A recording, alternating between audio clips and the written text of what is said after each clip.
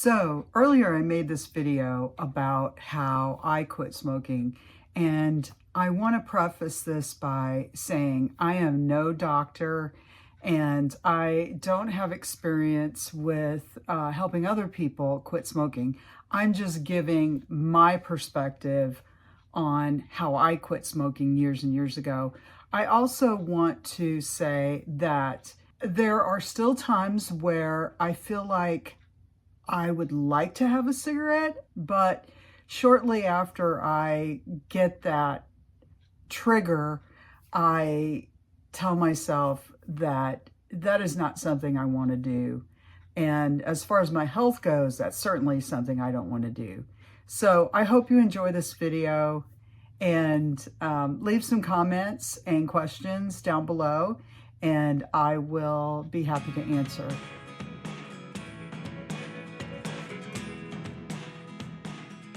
So today, I want to talk about how I quit smoking over 30 years ago. I think it's kind of funny that I'm sitting in my car right now because I did a lot of smoking in my car.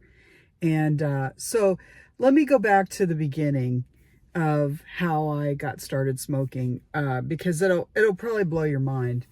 First of all, my mom smoked, and she didn't smoke all the time. She smoked kind of different at different times. So if she was having a drink, or if she was maybe driving in the car, or so she just didn't smoke all day, but she did it at certain times. And so she had always struggled with a weight problem, as I did too, as a child even. And so she, when I was about 18 years old, I remember being in the bathroom and she had a cigarette and I lit it. And later she said to me, "Oh, do you want to smoke? I'll buy you some cigarettes." And I think she thought that if you smoked, you would be thin, instead of eating, you would smoke. And so she encouraged me to smoke. I was like 18 years old. She's like, "Here, have a pack of cigarettes, smoke." And, now we look at that and think, what in the world could she be thinking? It's like, why would you encourage your child to smoke or do anything harmful? But back then, this was probably 1982, and things were a bit different. And so I started smoking, and, I had her full permission to smoke, and so I did. And over the years, I would smoke at different times, especially in the car. I would smoke at clubs when I was drinking, or if I was hanging out with friends and they were smoking, or if I was in a bar for some reason.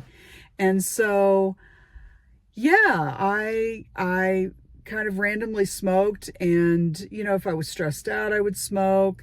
And so when I was in my mid-20s, I thought, this is really a stupid habit. I smell like smoke all the time.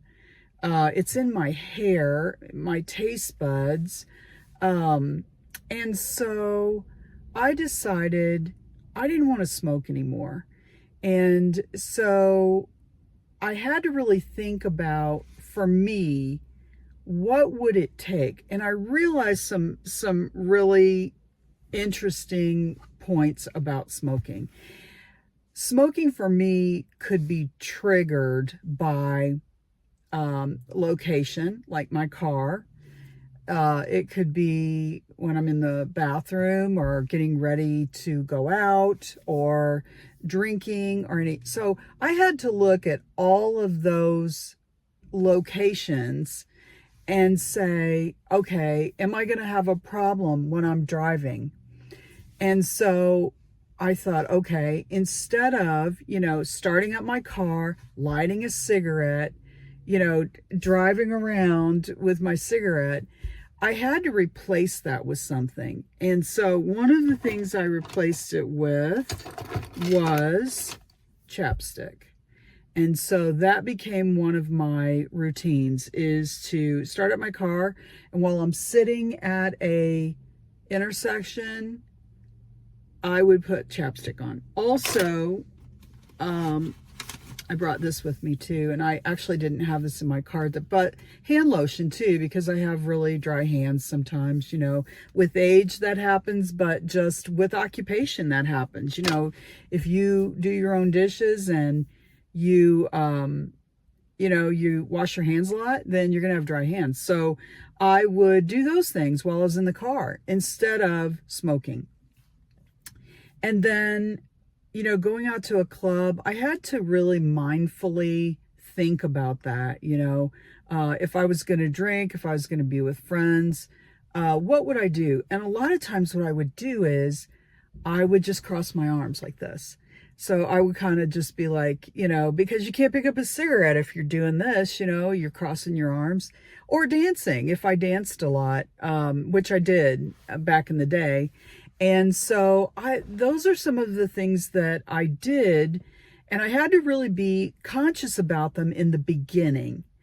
Now, after, practicing this for so long, it becomes your new normal. And that's one of the things I have said to people when I've coached them is you got to find that new normal, and you have to, it's almost like you're putting grooves in an album or something, and you're going over that and over that and over that.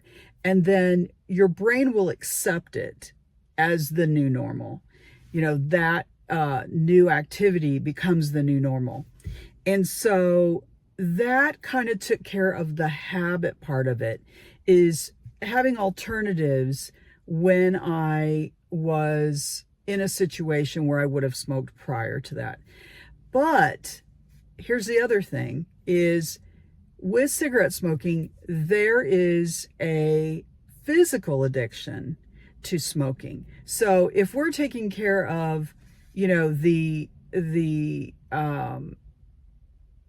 outward triggers that trigger us to smoke and finding alternatives, we still have to take care of the physical, because we're gonna, it's gonna be, your anxiety is going to be crazy because your body's used to those chemicals. And once they leave, your body's going to be going, hey, where's those chemicals? I need that. So anyway, what I did was I smoked, Salem Ultra Light 100s, or Salem 100s, I think. And so what I did was I kind of stepped down. So with medications, you'll step down medications or you'll step up medications. So it's the same thing with smoking, is that I stepped down. So what I did was I had, Salem Light, Salem 100s, and then I went to Salem Light 100s. And it wasn't even a measured time period. It wasn't like, for 1 week exactly. It wasn't that at all. It was for like, okay, I'll start with, smoking what I'm smoking and pay attention. And then I will step down to light 100s. And then I'll step down to light regular. So it wasn't even a long, the long cigarettes. So, and then ultralight. And then I remember I went to a cigarette called Vantage. I don't even know if they have them anymore. And I went to Vantage, and it wasn't menthol. It was just regular, and it was pretty filtered, but still you're drawing smoke into your lungs. So how much, it's not good. So that was the last cigarettes that I smoked. And after that, I just made the jump, and I was just like, okay, I'm not smoking anymore, because those are horrible. I mean, I don't know if, how they taste now, because it's been like over 30 years.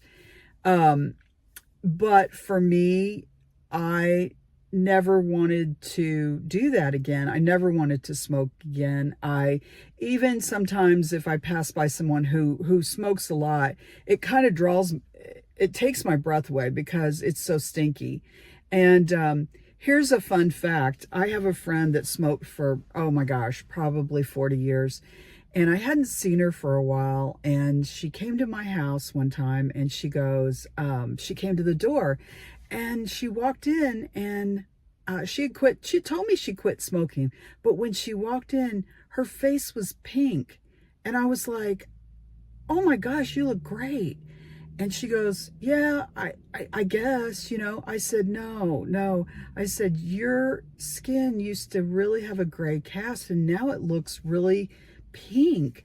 And she goes, it's the smoke, you know, I quit smoking. And it really kind of reinforced for me how much damage that smoking does to you, not just your lungs, but all over your body.